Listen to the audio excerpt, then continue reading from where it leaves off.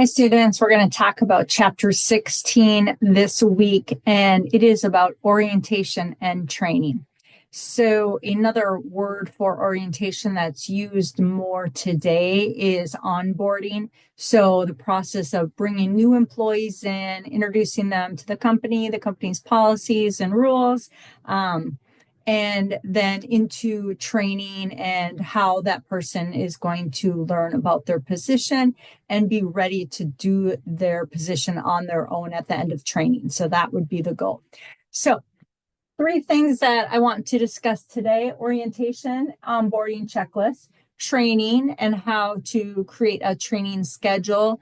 And then 3, a little tip about training. So first, thinking about the orientation, that first day on the job and the onboarding process of meeting the employee for the first time and introducing them to the company as a whole, as an employee for the first time.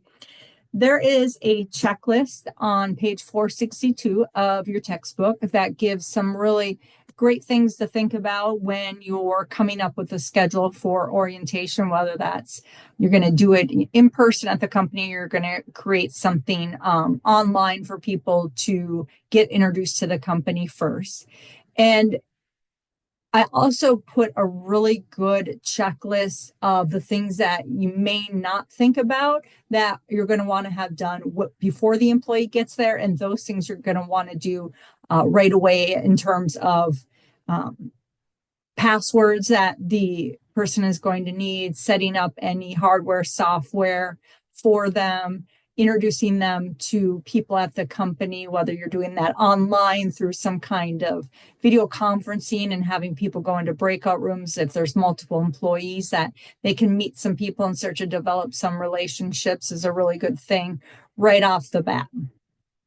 So check out that onboarding checklist that I put in the week 16 folder for you. And then also on page 462, there's one in the textbook, and you can create your own, or your company may have one that's a little bit outdated that you want to make fresher. So on that note, you can have people that work in the same department that the new employees are going to work in, have them give some feedback on it. Just ask, hey, what do we need to do to update this so that is a really fresh document. Okay. So when we think about training and looking at what does this employee need to know and what does this employee need to be able to do when they are on their own for the very first time, that first week in that first month. And so when you think about those things, I suggest starting with the outcomes first. So what do they need to know? What do they need to be able to do on their own for this position to be successful, even in that first week? So they're set up, they're in their new position, they feel like they understand the responsibilities, they understand what they are expected to do and the performance level that you're looking for, that they know where to go for questions, that they do things right, that they're given the information ahead of time, not that they're confused at what they're supposed to be doing and then they get in trouble for what they do. So making sure all of that stuff is put out in front of them so they can have a lot of momentum when they're starting.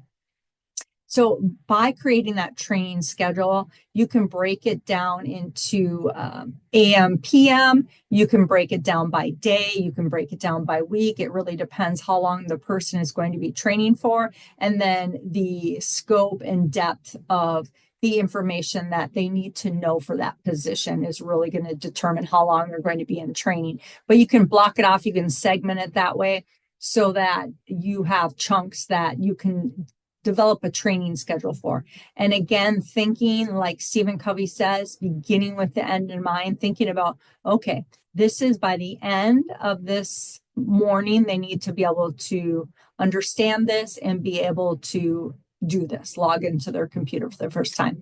So then you create the schedule and what information you're going to explain to them before that period comes, so that they know those things at the end of that segment, that chunk of time. So creating the schedule, kind of working backward. And then if you have time, and you're revising the onboarding process in any way, I recommend using SurveyMonkey, because if you use multiple choice or anything that's not fill in the blank, then you don't have to pay for the survey, and you can create a really simple survey. What did you like about the training? So you're sending this to employees that are already at the company. What did you like about the training? What did you find most helpful about the training? And what would you recommend, or what do new hires need to know that either you didn't know or something that wasn't emphasized enough? And so you create these multiple choice boxes. And then, of course, you don't assume that you know all of the answers. Always put a little other option on there so they can click other in case you didn't think about an idea, one of the ideas that needs to be covered. And so you can follow up with that particular group and say, hey, give me some more information about what that other was, what else needs to be on there. Or if you mark other, send me an email with an explanation. Or you can send this 3-question survey out by email and just have people type in their answers and have their responses in by a certain time. But then you're getting a real-time understanding of training. So you're not training off of old materials or old processes. And so employees, like I said, feel like we're on top of things and that we're able to help them get into the position and moving forward right away, because research does show that that is a very important start to the overall feel and engagement that employees have looking back on that first week of training, that initial onboarding process. So that's it for this section. And if you have any questions, let me know. Thank you.